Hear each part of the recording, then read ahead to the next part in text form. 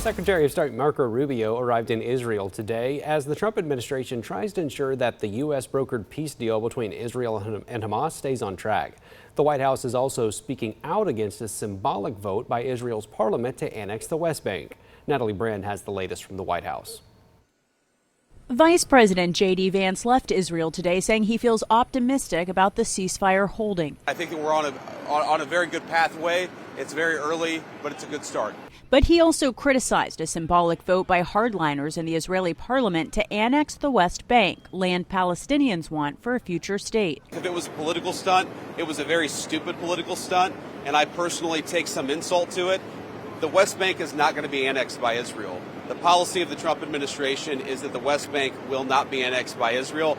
Hours after Vance's departure, Secretary of State Marco Rubio arrived as the Trump administration works with allies on its peace plan, including the challenge of disarming Hamas and rebuilding Gaza. With momentum in the Middle East, the administration was hoping for progress with Russia and Ukraine, but President Trump is no longer planning a second in-person meeting with Russian President Vladimir Putin.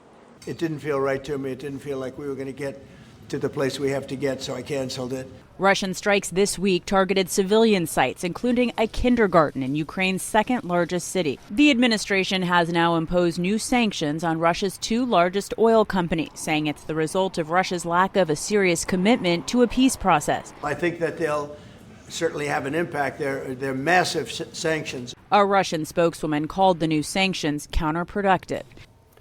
At a European summit today, Ukrainian President Volodymyr Zelensky thanked the U.S. for the new sanctions, but added that even more pressure on Russia is needed to get it to agree to a